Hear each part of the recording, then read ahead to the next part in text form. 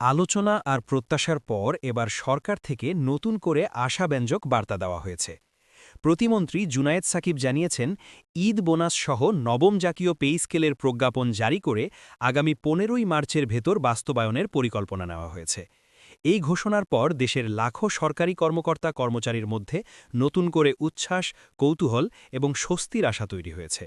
ভিডিওটি শুরু করার আগে একটি অনুরোধ।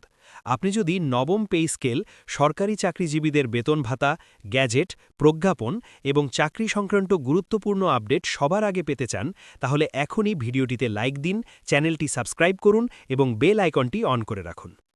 দীর্ঘ ১০ বছর ধরে নতুন পে স্কেলের অপেক্ষায় রয়েছেন সরকারি চাকরিজীবীরা।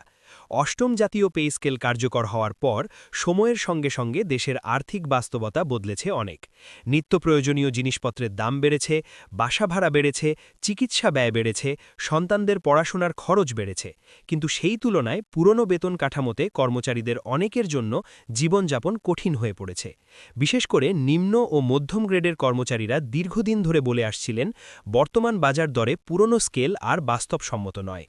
এই বাস্তবতাকে সামনে রেখেই সরকার নতুন করে নবম জাতীয় পে স্কেল নিয়ে সক্রিয় হয়েছে বলে জানানো হয়েছে। প্রতিমন্ত্রী জুনায়েদ সাকিব বলেন, সরকার সরকারি চাকরিজীবীদের দীর্ঘদিনের কষ্ট, প্রত্যাশা এবং আর্থিক চাপে থাকা বাস্তবতাকে বিবেচনায় নিয়ে নতুন সিদ্ধান্ত নিয়েছে।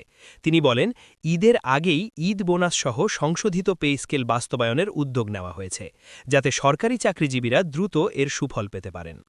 প্রতিমন্ত্রী আরও উল্লেখ করেন, এবারের পে স্কেল শুধুমাত্র নামমাত্র বেতন বাড়ানোর কোনো উদ্যোগ নয়, বরং এখানে সামগ্রিকভাবে বেতন কাঠামোকে নতুনভাবে সাজানোর পরিকল্পনা করা হয়েছে। অর্থাৎ বেসিক বেতন উল্লেখযোগ্যভাবে বাড়তে পারে, পাশাপাশি বিভিন্ন ভাতা এবং আনুষঙ্গিক সুবিধার ক্ষেত্রেও বড় ধরনের পরিবর্তন আনা হতে পারে। এতে করে একজন সরকারি কর্মচারীর মোট আর্থিক সুবিধা আগের চেয়ে অনেক বেশি হওয়ার সম্ভাবনা রয়েছে। সরকারি মহলের আলোচনায় এসেছে, এবারের পে স্কেলে বাড়ি ভাড়া ভাতা, চিকিৎসা ভাতা, যাতায়াত ভাতা, বিশেষ দায়িত্ব ভাতা, ঝুঁকি ভাতা এবং কিছু নির্দিষ্ট সেক্টরের কর্মীদের জন্য অতিরিক্ত সুবিধাও বিবেচনায় আনা হতে পারে। যদিও চূড়ান্ত গ্যাজেট প্রকাশ না হওয়া পর্যন্ত নির্দিষ্ট হার বা অঙ্ক জানা যাবে না, তবে যেসব ইঙ্গিত পাওয়া যাচ্ছে তাতে বোঝা যাচ্ছে যে এবারের কাঠামো আগের চেয়ে অনেক বেশি সময় উপযোগী করার চেষ্টা চলছে। প্রতিমন্ত্রী বলেন, সরকার এমন একটি পে স্কেল চায় যা শুধু আজকের জন্য নয়, ভবিষ্যতের জন্য কার্যকর থাকবে। কারণ দীর্ঘ সময় ধরে পে স্কেল অপরিবর্তিত থাকলে আবারও একই সমস্যা তৈরি হয়।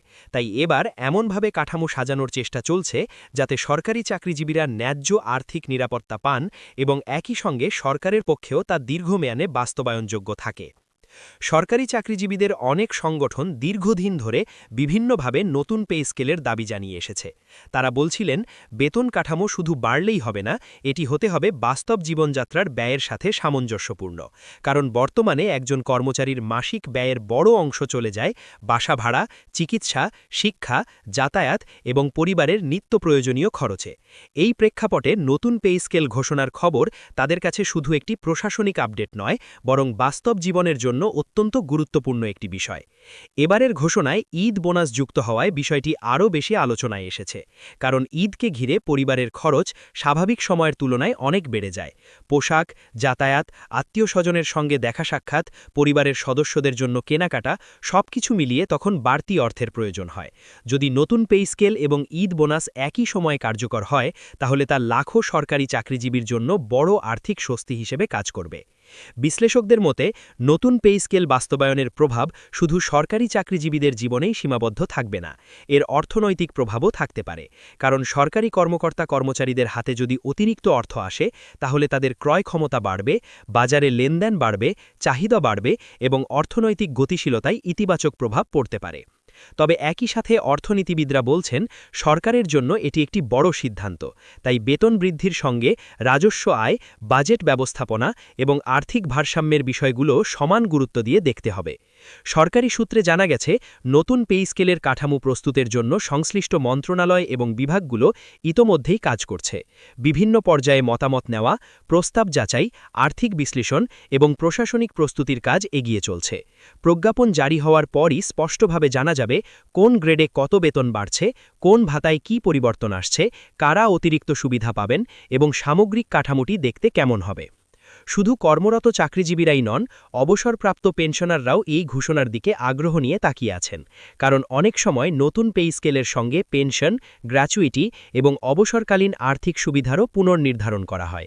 ফলে পেনশনারদের মধ্যেও আশা তৈরি হয়েছে যে নতুন কাঠামোতে তাদের জন্য কিছু ইতিবাচক পরিবর্তন থাকতে পারে। সরকারের দিক থেকে বলা হয়েছে, নির্ধারিত সময়ের মধ্যে সব ধরনের প্রস্তুতি সম্পন্ন করার চেষ্টা চলছে। প্রতিমন্ত্রী জুনায়েদ সাকিবের বক্তব্য অনুযায়ী 15ই মার্চের ভেতর প্রজ্ঞাপন জারি করা সম্ভব হলে তার পরপরই বাস্তবায়নের কাজ দ্রুত শুরু হবে। এই বক্তব্য সরকারি চাকরিজীবীদের মধ্যে নতুন করে আস্থা তৈরি করেছে। তবে অনেকেই বলছেন এখন মূল বিষয় হল বাস্তবায়ন। কারণ অতীতে অনেকবার আলোচনা হয়েছে, নানা প্রতিশ্রুতি এসেছে, কিন্তু চূড়ান্ত পদক্ষেপ দেখা যায়নি। তাই এবার সরকারি চাকরিজীবীরা চাইছেন যেন প্রজ্ঞাপন যেন সত্যিই প্রকাশ হয় এবং তার বাস্তব ফলও যেন দ্রুত তাদের হাতে পৌঁছয়। নতুন পে স্কেল বাস্তবায়িত হলে সরকারি চাকরির প্রতি আগ্রহও বাড়তে পারে।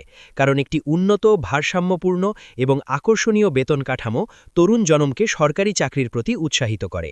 এতে মেধাবী এবং দক্ষ জনবল সরকারি সেবায় যুক্ত হওয়ার সুযোগ বাড়ে, যা দীর্ঘমেয়াদে প্রশাসনের ক্ষমতা এবং সেবার মান উন্নত করতে সাহায্য করে।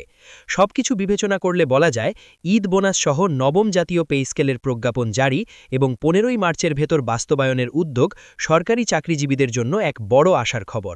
দীর্ঘ 10 বছরের অপেক্ষার পর যদি সত্যি এই কাঠামো কার্যকর হয়, তাহলে তা লাখো পরিবারের আর্থিক স্বস্তি, প্রশাসনিক উদ্দীপনা এবং পেশাগত স্থিতিশীলতার একটি নতুন দিগন্ত খুলে দিতে পারে। এখন সবার চোখ নির্ধারিত সময়ের দিকে। কারণ প্রজ্ঞাপন জারি হলে তবেই স্পষ্ট হবে বেসিক বেতন কতটা বাড়ছে, ভাতা কাঠামোতে কী ধরনের পরিবর্তন আসছে, ঈদ বোনাস কিভাবে যুক্ত হচ্ছে এবং সরকারি চাকরিজীবীরা ঠিক কতটা বাস্তব সুবিধা পেতে যাচ্ছেন। নবম জাতীয় পে স্কেল, সরকারি চাকরিজীবীদের বেতন ভাতা, প্রজ্ঞাপন, গ্যাজেট এবং সংশ্লিষ্ট সব ধরনের গুরুত্বপূর্ণ আপডেট সবার আগে পেতে আমাদের সাথেই থাকুন। ভিডিওটি যদি আপনার কাছে তথ্যবহুল মনে হয়ে থাকে, তাহলে অবশ্যই লাইক দিন, শেয়ার করুন এবং চ্যানেলটি সাবস্ক্রাইব করে রাখুন।